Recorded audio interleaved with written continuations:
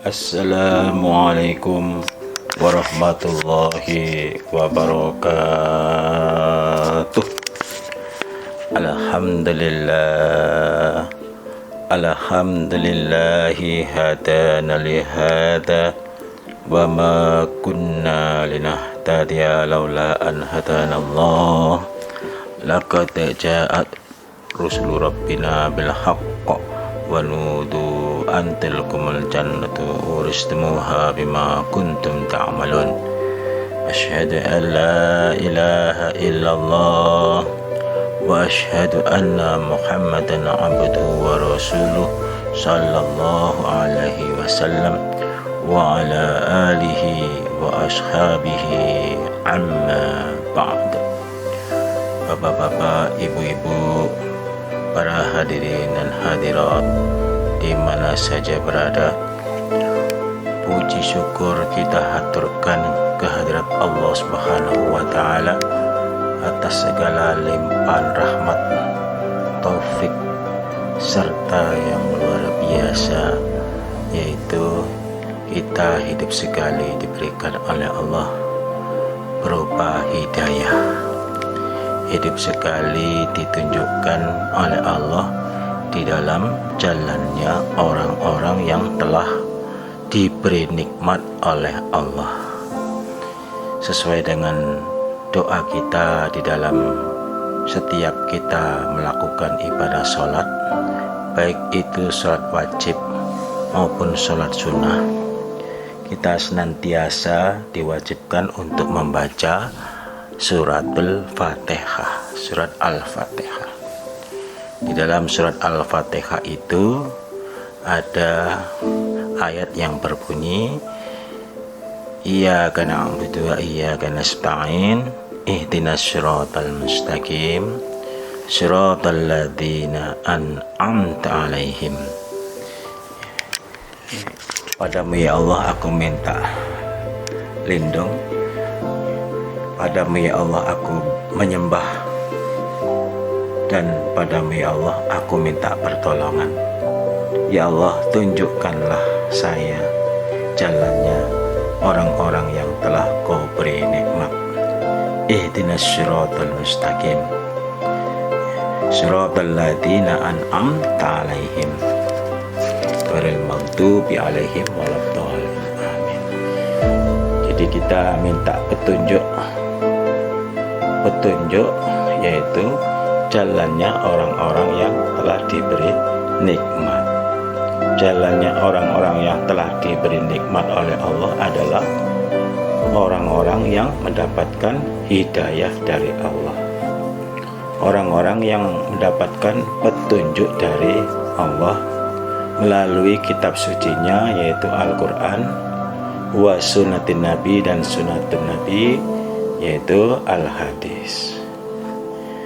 Ini merupakan karunia Allah yang luar biasa. Bukannya kita ditunjukkan oleh Allah orang-orang yang telah dimurkai oleh Allah, termasuk orang-orang yang tidak beriman, orang-orang yang mensekutukan kepada Allah. Janganlah kok Allah, kami ini ditunjukkan jalannya orang-orang yang telah dimurkai. Orang-orang yang dimurkai itu adalah dia melakukan amalan-amalan yang maksiat, amalan-amalan yang dosa, mengerjakan perbuatan-perbuatan dosa kecil maupun dosa-dosa yang besar. Dosa yang besar adalah mensekutukan kepada Allah ini. Dan juga janganlah engkau Allah, kami ditunjukkan jalannya orang-orang yang telah Kau sesatkan. Orang-orang yang telah disesatkan itu adalah dia itu sudah berjalan, dia sudah berjalan untuk mencapai tujuan akhir adalah mengharapkan rahmat Allah, mendapatkan pengampunan dari Allah, mendapatkan ridho dari Allah, mendapatkan surga dari Allah. Tetapi jalannya itu salah, ya.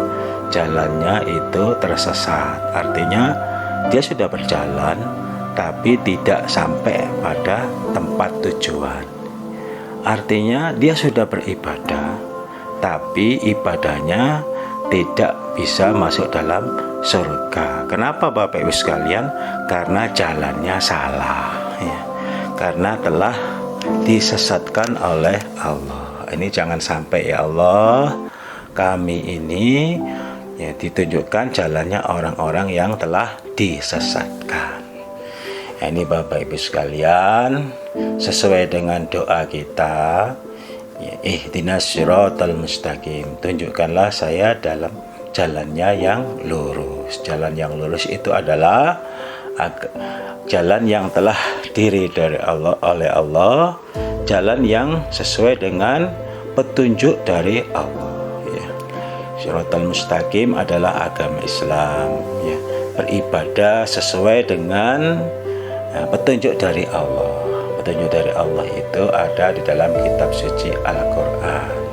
Jadi Bapak Ibu sekalian, kalau kita ingin mendapatkan petunjuk dari Allah, tidak ada cara lain kecuali kita harus mengkaji kitab suci kita, yaitu Al-Quran dan juga Al-Hadis, ya. Al-Hadis itu adalah petunjuk dari Allah. Petunjuk dari Allah yang dilewatkan oleh Allah melalui malaikat Jibril.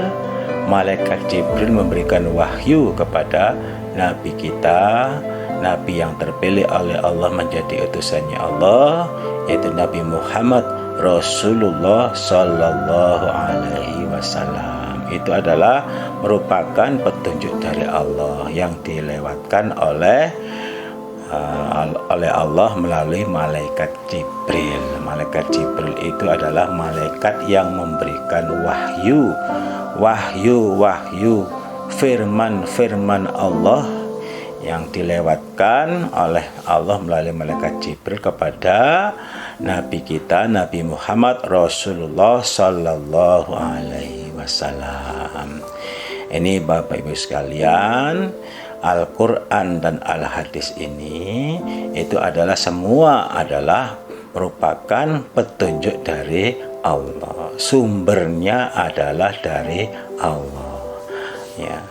Kalau Al-Hadis ini petunjuk dari Allah yang diberikan kepada Nabi Muhammad melalui malaikat Jibril tentang praktek-praktek detailnya ibadah kepada Allah. Contohnya, kita diperintahkan oleh Allah, wa aqimus shalah, dirikanlah sholat. Artinya kita disuruh mengerjakan sholat. Kita diwajibkan oleh Allah untuk melaksanakan sholat, ya. Nah, sholat itu ada berapa macam? Nah, ini tidak dijelaskan di dalam Al-Quran. Cuma disuruh mengerjakan sholat. Sholat apa? Nah, ternyata di dalam Al-Hadis yang diriwayatkan oleh banyak para periwayat hadis, di antara Bukhari, Muslim, Tirmidzi, Nasai, Abi Dawud dan Ibnu Majah. Ini Bapak Ibu sekalian, ternyata di situ kita disuruh mengerjakan sholat 5 waktu. Di antaranya adalah sholat subuh, sholat duhur, sholat maghrib, sholat asar, sholat isya. Ini Bapak Ibu sekalian dijelaskan, ternyata sholatnya 5 waktu. Lah kemudian sholat subuh itu jam berapa, sholat duhur itu jam berapa, sholat asar itu jam berapa, sholat maghrib itu jam berapa, sholat isya itu jam berapa. Itu dalam Al-Quran tidak dijelaskan, ya. Itu dijelaskan secara detail itu dalam Al-Hadis. Itu yang nanti ya, kita akan ketahui kalau kita mengkaji, yaitu namanya Al-Hadis, hadis-hadis yang sahih, hadis-hadis yang sahih yang diriwayatkan oleh Bukhari, Muslim, Tirmidzi, Nasai, Abu Dawud, Ibnu Majah. Ini Bapak sekalian, dengan kitab itu sudah cukup.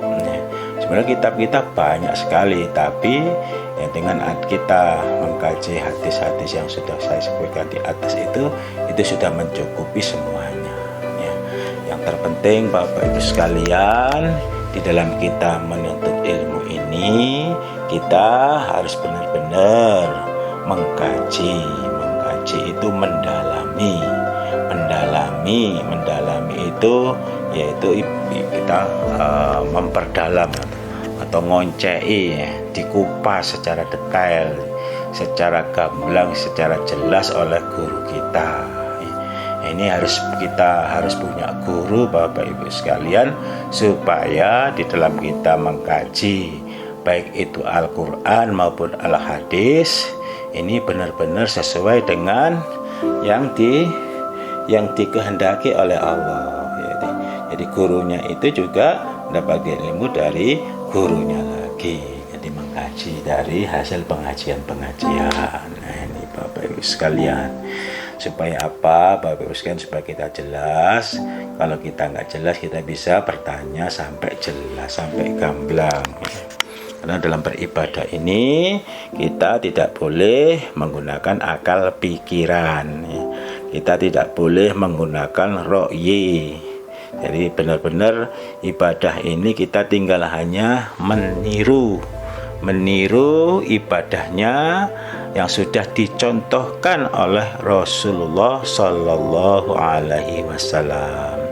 Wa ma khalaqtul jinna wal insa illa liya'budun. Aku tidak menciptakan jin dan manusia kecuali untuk menyembah kepadaku. Bapak-bapak, ibu-ibu yang dirahmati oleh Allah, di dalam kita menuntut ilmu, di dalam kita ingin mendapatkan petunjuk dari Allah, kita mengkaji Al-Quran, kita mengkaji Al-Hadis, kita mendalami Al-Quran, kita mendalami Al-Hadis. Ini Bapak Ibu sekalian, jangan separuh-separuh ya. Udkhulu fisilmi kafah, masuklah di dalam agama Islam itu kafah, semuanya. Artinya ya kita mengkaji semuanya. Ada di situ kitab sholat, kitab catatan tentang sholat. Ini membahas tentang bagaimana tata cara ibadah sholat. Di situ ada kitabu ilmi, bagaimana catatannya tentang ilmunya, dalil-dalilnya kita mengkaji itu bagaimana, dalilnya mengamal itu bagaimana, pahalanya apa, dalilnya membela agamanya Allah itu bagaimana. Ini kita kaji semuanya. Jangan sampai kita mengkaji separuh-separuh, hanya mengkaji masalah jihad yang sudah itu. Jadi tujuannya supaya nanti diberikan kepahaman perang, kepahaman jihad, sehingga nanti diarahkan untuk yang tidak baik. Nah ini ya tidak seperti itu. Kalau kita mengkaji ya semuanya ya, kalau kita mengkaji hanya separuh-separuh, nanti akhirnya kita mendapatkan pemahaman yang tidak sempurna. Akhirnya kita disalahgunakan oleh orang-orang yang tidak bertanggung jawab untuk kepentingan pribadi. Ini jangan sampai Bapak Ibu sekalian. Ya ibaratnya kalau kita seperti itu, ya seperti kita dikisahkan ada orang yang buta kemudian diajak untuk melihat gajah ya. Ternyata yang buta tersebut dipegang ya, gajah itu dipegang ekornya ya. Akhirnya apa Bapak Ibu sekalian, kita tanya, hei orang buta, gajah itu bagaimana wujudnya? Aduh, gajah itu ternyata kecil ya. Gajah itu seperti tali ya. Tali panjang kira-kira ya 1,5 meter itu gajah ya. Itu namanya mengaji separuh-separuh, mendalami Islam separuh-separuh. Akhirnya salah ya. Padahal gajah itu ya besar ya. Jangan sampai seperti orang buta yang ingin mengetahui gajah cuman yang dipegang telinganya atau belalainya atau kakinya saja. Orang buta, gajah itu bagaimana wujudnya, bentuknya bagaimana? Karena orang yang buta tadi melihat, nggak bisa melihat, dia memegang gajah itu kena telinganya. Akhirnya si orang buta tadi menjawab, oh gajah itu tipis ya kan, gajah itu krempeng, kurus, tipis, bulat, seperti apa ya, seperti tempe ya kan, seperti tempe tipis ya kan. Padahal gajah itu gak seperti itu, karena yang dipegang telinganya akhirnya dilihatnya ya tipis, gajah itu bulat ya. Kalau yang dipegang belalainya, waduh gajah itu seperti selang ya kan, belalai kecil ya, seperti selang. Kalau dipegang gadingnya, waduh gajah itu runcing ya. Gajah itu panjang, runcing, keras ya. Ini dipegang gadingnya. Kalau dipegang kakinya, aduh gajah itu ternyata seperti balok ya, bulat, kemudian tingginya kurang lebih 1,5 meter lah. Wah, itu gajah, padahal gajah itu nggak seperti itu, Bapak Ibu sekalian. Jadi kalau kita mengkaji, mendalami Islam itu separuh-separuh, ya seperti halnya orang buta melihat, nggak bisa melihat, memegang gajah, dianggap gajah itu ya sesuai dengan yang dipegangnya. Cuman separuh-separuh, Bapak Ibu sekalian. Jadi kalau kita mengkaji ya keseluruhannya. Kalau mengkaji bab gajah ya semuanya harus dijelaskan. Oh gajah itu bentuknya bulat, ada kakinya 4, ekornya 1, telinganya 2, gadingnya 2, kemudian kepalanya bulat, ada belalainya, dijelaskan seperti itu ya.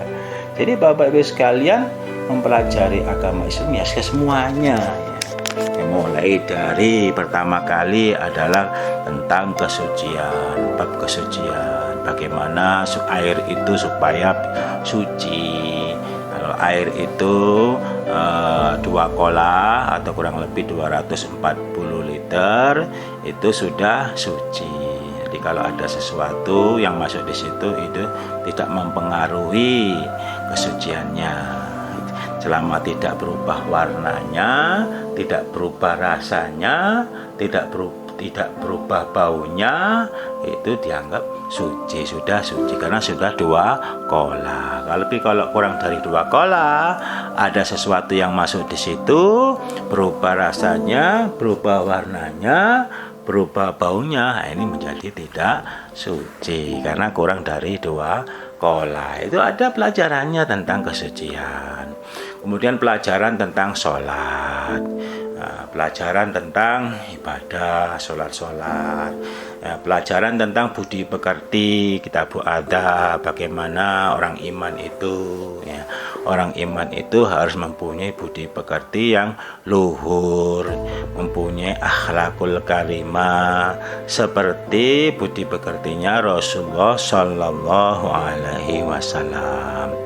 Nah, ini Bapak-Ibu sekalian, jadi dipelajari secara semuanya. Dukhulu fis-silmi kafah. Nah, kemudian Bapak-Ibu sekalian, kalau kita sudah benar-benar sudah di dalamnya, situ kita sudah benar-benar mendapatkan hidayah dari Allah, kita sudah mengkaji kitab sucinya Allah yaitu Al-Quran dan Al-Hadis, ya berarti kita sudah di dalam hidayah Allah. Itu namanya petunjuk dari Allah. Kenapa? Karena yang ngajarin, karena yang menunjukkan itu adalah Allah. Adapun teman kita atau guru kita atau kawan kita, ini adalah perantara agama Allah. Ya, ini Bapak Ibu sekalian. Kalau zaman Dulu Nabi Muhammad mendapatkan hidayah, mendapatkan petunjuk melalui perantara dari malaikat Jibril. Tapi kalau kita mendapatkan hidayah melalui petunjuk-petunjuk perantara agama Allah yang telah diberikan hidayah oleh Allah, yang memberitahu kepada kita tentang bagaimana supaya kita mendapatkan petunjuk dari Allah. Kita harus mengkaji Al-Quran dan Al-Hadis. Nah, ini Bapak Ibu sekalian, kalau kita sudah benar-benar kita sudah mengkaji kitab suci kita mengetahui praktek-praktek ibadah yang sudah ditunjukkan oleh Allah di dalam kitab Al-Quran dan Al-Hadis tersebut, kita supaya kita tetap, artinya jangan sampai berubah ya. Jangan sampai berubah, artinya kita tetap di dalam hidayah dari Allah itu, kita pegang erat-erat petunjuk dari Allah itu sampai akhir hayat kita masing-masing. Artinya jangan sampai kita terpengaruh. Umpama kita di dalam menetapi agama Allah, dalam beribadah kepada Allah, kita mendapatkan cobaan ya, ada cobaan yang menyenangkan, ada cobaan yang membencikan. Nah, ini Bapak Ibu sekalian, kita supaya tetap jangan sampai kita berubah ya. Jangan sampai kita keluar dari hidayah Allah. Kita tetap beribadah kepada Allah ya, meskipun kita mendapatkan cobaan yang menyenangkan. Contoh cobaan yang menyenangkan, umpama kita diberikan rezeki dari Allah yang banyak, diberikan harta yang berlimpah ya, diberikan kecukupan yang berlebihan, yang berlebih-lebih, hartanya banyak, rumahnya mewah, mobilnya banyak, mobilnya mewah ya. Kemudian mempunyai keluarga yang sakinah, mawadah, warohmah. Nah, ini Bapak Ibu sekalian, supaya kita jangan sampai kita ini terpengaruh. Artinya jangan sampai kita sibuk ngurusin harta kita, sibuk ngurusin dunianya, akhirnya ibadahnya tidak keurus. Itu namanya terpengaruh oleh kesenangan, cobaan yang menyenangkan. Nah, ini Bapak Ibu sekalian, ini kadang-kadang kita diberikan cobaan yang menyenangkan. Ini kadang kita saking sibuknya sampai kita tidak sempat sholat, tidak sempat beribadah kepada Allah. Itu jangan sampai. Kita supaya tetap beribadah kepada Allah, mengerjakan sholat 5 waktu, menuntut ilmu, beramal soleh, membela agamanya Allah, mengikuti kegiatan-kegiatan pengajian yang diatur oleh pengatur agama kita, yang diurusi oleh pengurus ibadah kita, yang mengurusin kita taati peraturannya, jetiatnya, selama peraturannya tersebut tidak maksiat kepada Allah. Nah, ini Bapak Ibu sekalian, nah, supaya tetap jangan sampai berubah ya.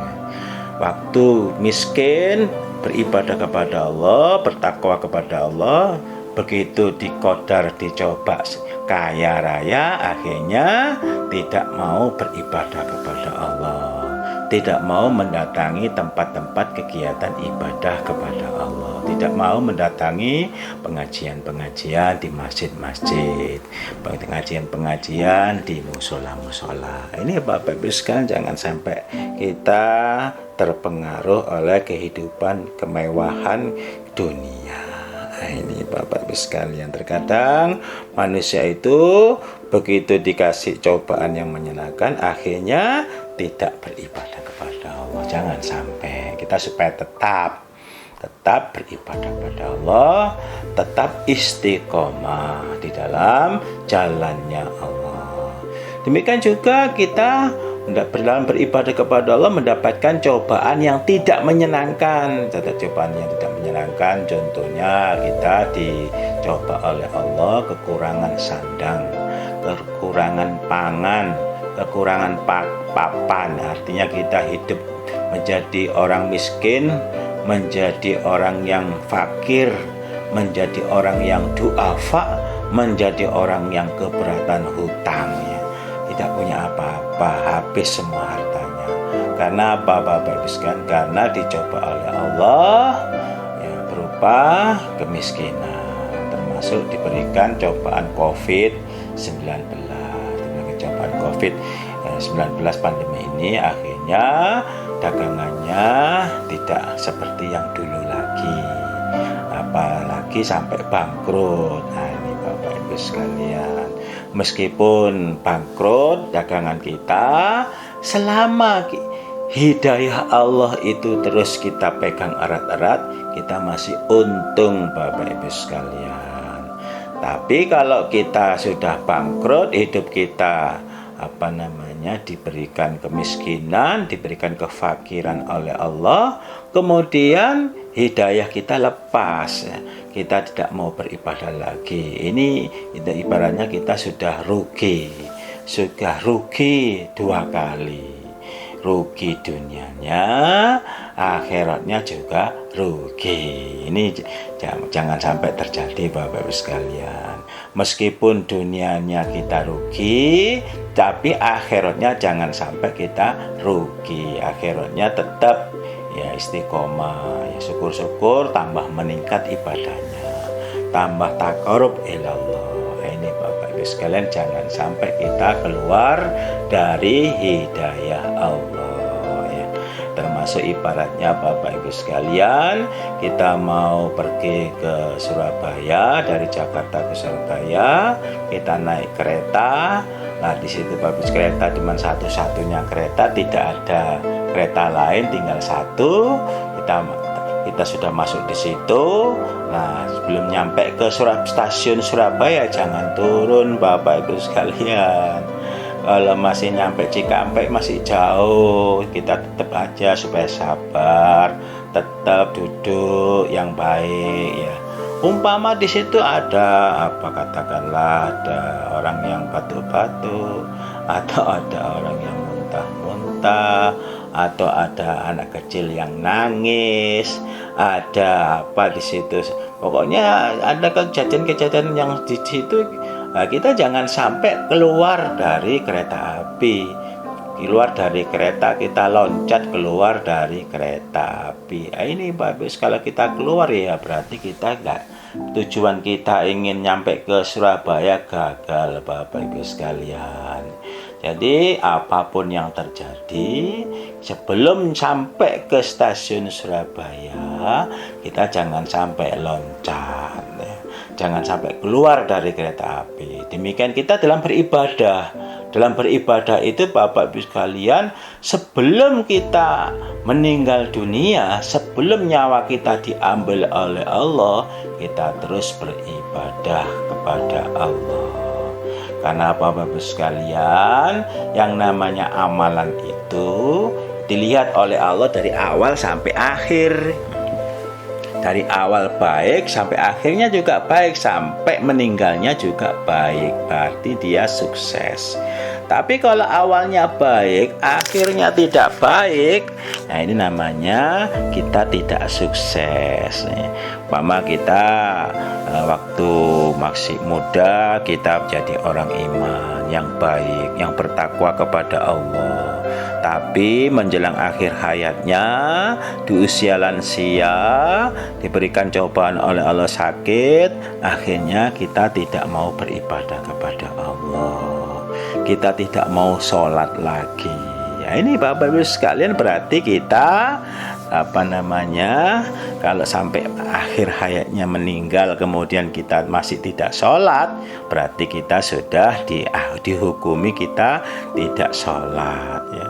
Nah, ini Bapak Ibu sekalian, kalau tidak sholat ini tidak bisa masuk dalam surga. Meskipun awal-awalnya itu baik, fastabiqul khairat, berlomba-lomba dalam urusan kebagusan, tapi dalam akhir hayatnya ternyata tidak beribadah kepada Allah. Bapak Ibu sekalian, meskipun kita sakit, kita tetap melakukan yang namanya sholat ya. Kalau tidak bisa sholat dengan berdiri, ya sholat dengan duduk. Kalau tidak bisa sholat dengan duduk, ya dengan pakai isyarat. Kalau tidak bisa berwudu, ya pakai tayamum, ya pakai tayamum. Nah ini Bapak Ibu sekalian, kecuali kalau sudah tidak bisa sholat dengan duduk atau sholat dengan tidur atau pakai isyarat, ya baru kita akan disolati. Selama kita masih bisa sholat meskipun kita sakit, ya apapun yang terjadi, selama kita masih sadar, selama kita masih belum meninggal, ya, selama kita ini belum pikun, selama kita ini belum hilang ingatan, hilang kesadaran, kita tetap harus mengerjakan sholat, ya. Jadi ya sesuai dengan kemampuannya. Sampai kapan Bapak Ibu sekalian? Sampai akhir hayat kita masing-masing. Bapak Ibu sekalian, kita nggak tahu mati kita datangnya kapan. Kullu nafsin dha'iqatul maut. Setiap diri pasti akan mengalami, pasti akan ngincipi yang namanya kematian. Faida jajaluhum la yasta'khiruna sa'atan wa la yastaqdimun. Ketika ajal mati datang, tidak dapat diakhirkan sesaat pun dan juga tidak dapat ditunda. Ini yang tahu adalah Allah. Kita nggak tahu umur kita tinggal berapa bulan lagi, umur kita tinggal berapa minggu lagi, umur kita tinggal berapa hari lagi, kita nggak tahu, ya kan. Mati datangnya sewaktu-waktu. Kalau Allah sudah memerintahkan malaikat untuk mencabut nyawa kita, dimanapun kita berada pasti kita akan mati. Apakah di dalam perjalanan, apakah di dalam keadaan kita ini jalan-jalan, apakah kita dalam keadaan lagi duduk-duduk santai, apakah kita dalam keadaan tidur. Kalau sudah mati pasti apapun yang terjadi kita akan mati. Gampang sekali Allah mencabut nyawa kita. Nah ini Bapak Ibu, karena kita tidak tahu mati kita kapan, maka kita terus beribadah kepada Allah, terus fastabiqul khairat, terus menuntut ilmu, thalabul ilmi, menuntut ilmu supaya apa Bapak sekalian? Supaya kita tambah paham. Yang sudah paham menjadi paham, lebih paham lagi, menjadi ngerti lagi. Yang lupa bisa diingatkan, yang belum tahu akan menjadi tahu. Setelah dituntut ilmunya, ngajinya, baru kita amalkan sesuai dengan ilmunya. Ini Bapak sekalian. Karena Bapak sekalian itu merupakan syarat mutlak di dalam kita beramal, itu harus didasari dengan ilmu. Wala takafu ma laisa laka bihi ilmu. Janganlah mengerjakan sesuatu apabila belum tahu ilmunya. Artinya belum mengkaji. Sebab apa? Inna sam'a wal basara wal fuada kullu ulaika kana anhu mas'ula. Sesungguhnya pendengaran, sesungguhnya penglihatan, dan sesungguhnya hati, itu semuanya anggota tubuh kita akan ditanya oleh Allah, akan diminta pertanggungjawaban oleh Allah di dalam kita beribadah kepada Allah. Jadi Bapak Ibu sekalian, tidak ada alasan bagi Allah untuk menghukumi hambanya manakala hamba tersebut beriman kepada Allah atau manakala hamba tersebut tidak beriman kepada Allah. Ini Bapak Ibu sekalian, harapan kita semuanya bisa selamat dari azab Allah. Harapan kita semuanya kita mendapatkan rahmat dari Allah, di kuburnya kita mendapatkan rahmat dari Allah, nam solihan, tidur yang baik sampai hari kiamat. Di akhiratnya kita mendapatkan rahmat dari Allah, dimasukkan ke dalam surga Allah. Surga adalah tempatnya segala kenikmatan, segala kebahagiaan yang pol dan kekal abadi selama-lamanya. Dan neraka adalah tempatnya segala siksaan, tempatnya segala penderitaan yang pol dan kekal abadi selama-lamanya. Nah ini Bapak Ibu sekalian, supaya kita pahami bahwasanya ibadah kepada Allah ini adalah merupakan kebutuhan kita. Merupakan kebutuhan kita, bukan kebutuhan Allah. Artinya apa Bapak Ibu sekalian? Seandainya kita tidak beribadah pada Allah, Allah tetap mulia. Seandainya kita semua makhluk Allah di muka bumi ini tidak mau beribadah kepada Allah, Allah tetap maha mulia. Tapi ingat Bapak Ibu sekalian, kita diciptakan oleh Allah di muka bumi ini adalah untuk beribadah. Beribadah kepada Allah. Nah ini jangan sampai kita ini lupa dengan kewajiban kita kepada Allah, yaitu beribadah kepada Allah. Allah sudah memberikan segala macam kesenangan, Allah sudah memberikan segala macam rezeki, Allah sudah memberikan rahmat di dalam dunia. Allah tidak minta tidak menyuruh kita ini apa-apa, tapi kita supaya mau menyembah kepada Allah, beribadah kepada Allah. Kalau kita tidak mau menentang kepada Allah, tidak mau beribadah kepada Allah, apapun alasannya, besok ketemu dengan Allah itu Allah tidak menerima. Alasan tersebut tidak diterima oleh Allah. Kita akan mendapatkan azab dari Allah.